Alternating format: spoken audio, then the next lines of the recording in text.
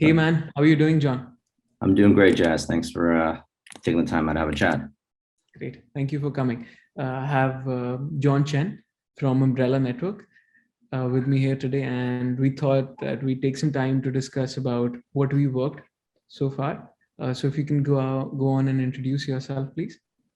Sure. My name is John Chen. I'm the president of Umbrella Network. We're a layer two decentralized Oracle service. Project launched at the end of 2020, so a little over a year old. I joined the project in the very beginning, maybe a month or so after the project launched. I've been kind of a crypto enthusiast and investor in the space since 2017, 2018, since the, I guess, not the earliest days, but somewhat of the early days, given how young the overall industry is. It's like a year is like a millennia. Absolutely, man. I've been a witness to your journey, and it's absolutely amazing what you achieved in the last 1 year. Wanted to take some time to also discuss about the recent developments of Uno. I want to thank the community for staking in our single-sided reinsurance pool. We've gotten over 8 million Uno now staked. That gives us a lot of insurance capacity, which we'll be using to make sure protocols such as Umbrella are adequately covered. Want to encourage all the users to take part in our current bug bounty, and also want everyone to know that the cover portal and SSIP are almost ready, and we're super excited for the launch. And we've big plans for Uno. We're delighted to have Umbrella Network join us from the very beginning and transition into this next part. Also, we're absolutely thrilled to offer insurance against the staking pools and the bridge as well. And it's all the more important given the recent wormhole hack that happened. Our team has put together basically a very lengthy article about how the hack actually happened, so that the larger crypto community can know like how easy it is to be hacked. What do you think about the recent hack? I mean, I think these hacks happen. They're going to continue to happen, even when code is audited. Or just because it's audited doesn't mean it's foolproof or hack proof, as we've seen with a lot of hacks that have happened in the past. I think in the case of Wormhole, they essentially communicated to the community that there was an issue and that they were fixing it, but they didn't actually deploy the fix yet. So they essentially informed the community and the hacker that this was a weakness, security weakness, and then it was subsequently exploited. So obviously these kind of issues will continue to happen. And I think in some ways, it speaks to the importance of things like what you guys are doing at Uno Re. Insurance is critical because no matter what happens, there's always black swan events.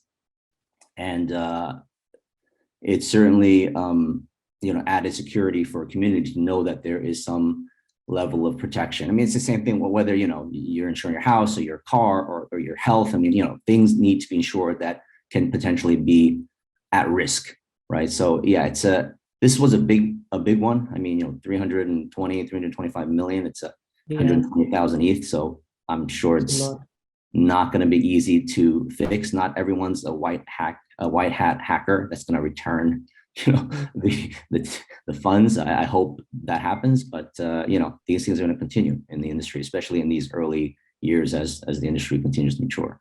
Yeah, at Uno, we're just trying to make sure that we outreach to as many protocols as possible, as many bridge providers as possible, and Umbrella Network has been, very supportive of placing their trust with us. We're giving you around $2 million worth of coverage, and it's been steadily increasing. And I hope as your TVL increases, we top that cover up.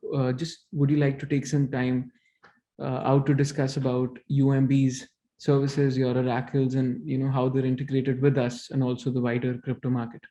Yeah, I mean, right now, we're offering I believe 1,800 price pairs, more than anybody else, any other Oracle on the market today. We just rolled out some additional integrations into Uniswap and a few other exchanges directly. So we're, I think, as of last week at 2,500 data pairs, soon to be, I think, 4,000 or 5,000 by next week. So because of our architecture, we're able to scale our data offerings at a very fast pace and a very low cost, not only internally for us to add them, but also externally to offer them. So most of our data feeds are for free right now as our layer two data offering. And they're going to continue to be either free or incredibly low cost because of how we have designed our oracles. So hopefully that's going to be a continued benefit to everyone out there. I know we recently added the Unary price feed as part of our oracles. Hopefully you guys find that useful. But as we continue to grow and expand, we hope to provide more support, particularly for like the emerging, growing, and mid-tier projects out there that may not have an easy time. Have an easy time working with some of the bigger oracles out there that are charging an arm and a leg potentially to build out a price feed. So hopefully we can provide a real value-added service at an economical in an economical fashion for our partners. And you're absolutely doing that. We're using your price feeds for our cover portal and also for our SSIP as well as SSRP pools. So we've picked two questions from our side for the UMB team. Smart contracts are susceptible to attacks and projects fall victim to these exploitations, costing users money and project being discredited. How reliable, secure is your project? Have you tested it well enough to withstand attacks? Over to you, John. Sure. I mean, look, when we started, we've always been a very tech-focused, R&D oriented project. So, engineering was always, the top priority. All of our smart contracts are audited by several firms, including Slow Mist. In addition to that, just our team is a veteran team of technologists with a very deep expertise in blockchain development. So between that and the contract auditing, we feel fairly confident that our code is up to speed and our tech is above par.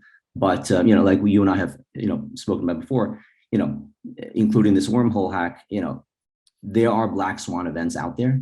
And even the best of projects may encounter these kind of situations, even if they've done everything in their power, which is why I think, in addition to that, protocols such as yourselves, when it comes to ensuring other projects is important, not only from the insurance side of things, but also from a community perspective where people can feel a little bit more at ease.